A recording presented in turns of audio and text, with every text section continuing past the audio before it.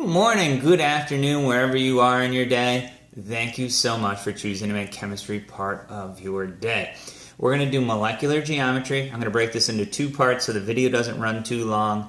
And what I want you to be able to do is look at any atom in a small picture, which could be a single atom or a very large single, such as a protein. And if you were to pick an atom and look at it, you could describe the geometry and the bond angles associated with that single atom.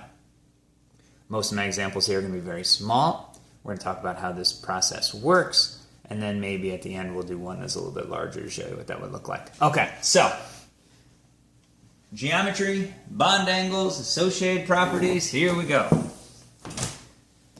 And I like to start simple. I'm a simpleton at heart. If we have a single atom, we've been telling you all semester, imagine it as a sphere. Nothing's changed. Single atom, it's a sphere. So if I were to give an example such as neon gas, that would be a sphere. Not a very interesting question, but sometimes, we skip the basics and we don't think about it. When we talk about molecular geometry, we're going to basically talk about the shape created if you were to connect all the nuclei. So if you were to take all the dots where the nuclei are and connect them, what shape would it make?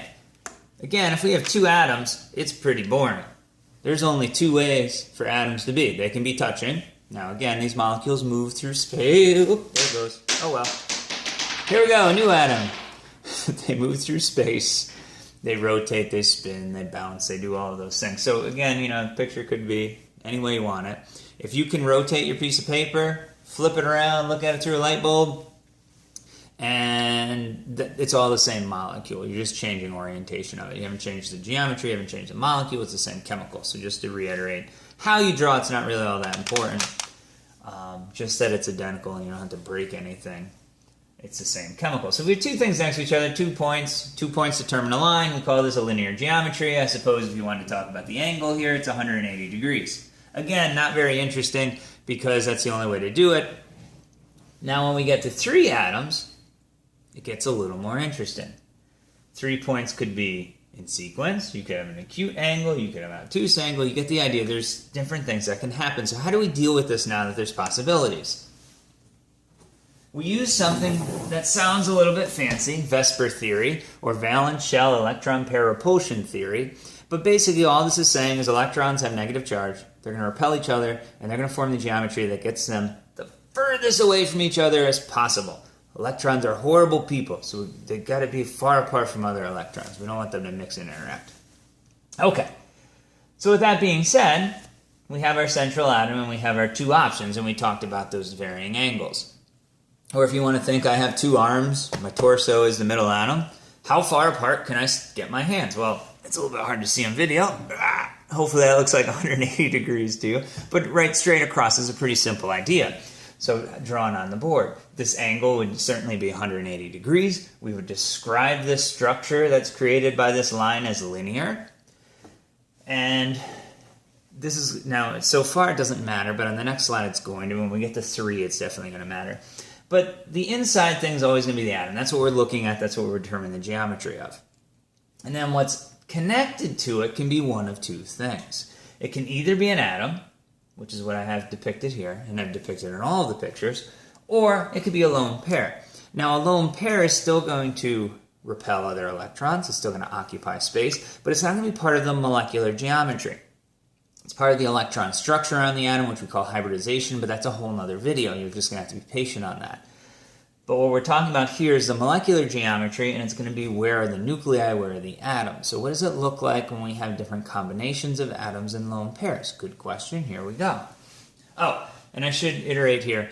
If you are single bonds, double bonds, triple bonds, are all attaching to the same point in space. I can't attached to the same thing and be in 2 different places. That would have to be attached to 2 different things. So we treat single bond, double bond, triple bonds all the same. And what you're going to hear me do is just say draw loops. Loops and sticks. Loops and sticks. So what is a loop and a stick? Has Dr. Wirgo finally lost it? No, he lost it before the semester started. Trick question.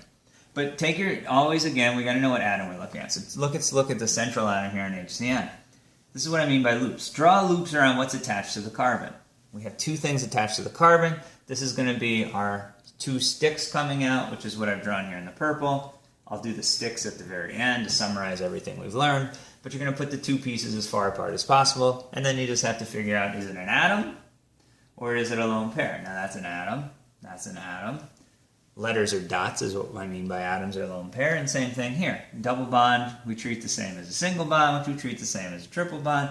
You would do the same thing. This would be the H, this would be the N, this would be the C. My geometry is linear.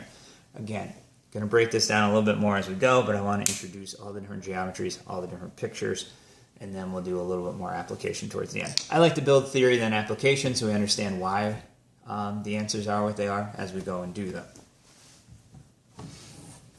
Last one for the intro, and then we'll get to bigger structures, is what happens when we have three attachments. And again, by attachments, I mean atoms or lone pairs, or I mean loops, or I mean sticks, or I mean sliding boards, whatever that may be. So I'll skip the how far apart can we get three things and show you the answer.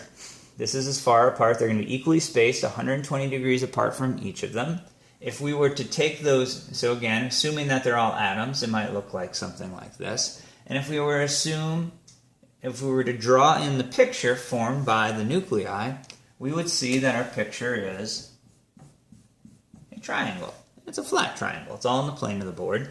So what we call this is trigonal planar, or triagonal planar, depending on your pronunciation, which is probably better than mine. And once again, the bond angle is 120. Another possibility with these three sticks is we could have two atoms and one of them being a lone pair. So what's that look like in reality?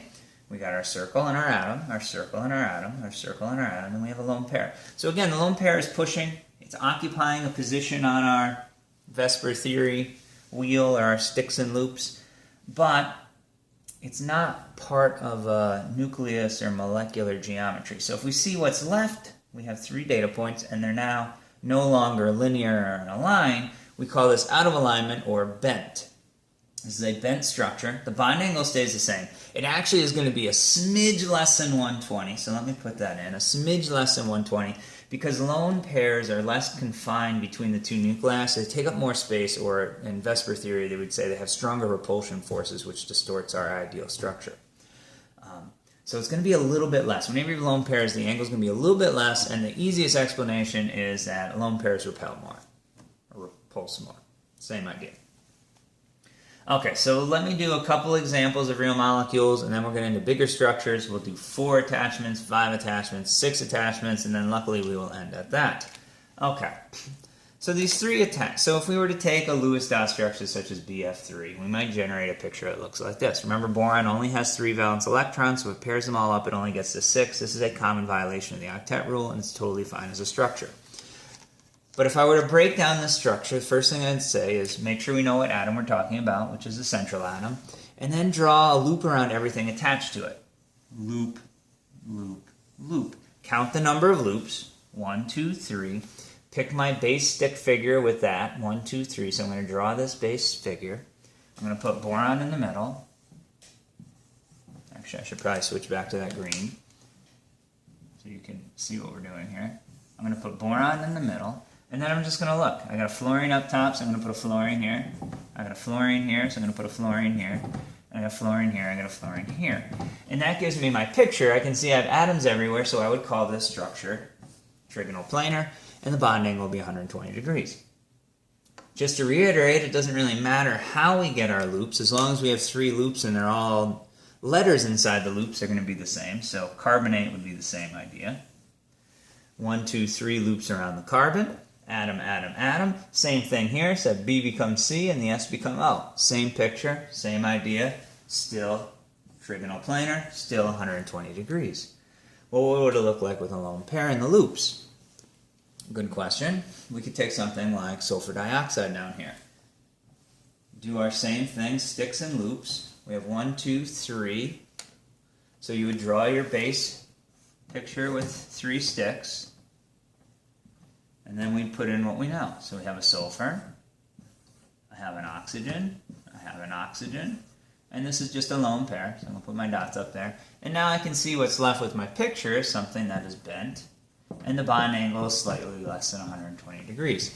So that gets us through 1 atom up to 4. Like I said, we'll do 5, 6, and 7 on the next video. And thank you for your time and attention. And hopefully this is starting to make a little bit of sense. Again, it's going to make more sense when we apply it. So this may be 3 parts. I may do introduction of this size, introduction of the larger ones, and then just do some practice just to make sure we got it down. Thank you so much. Continue to be fantabulous. Have a wonderful day.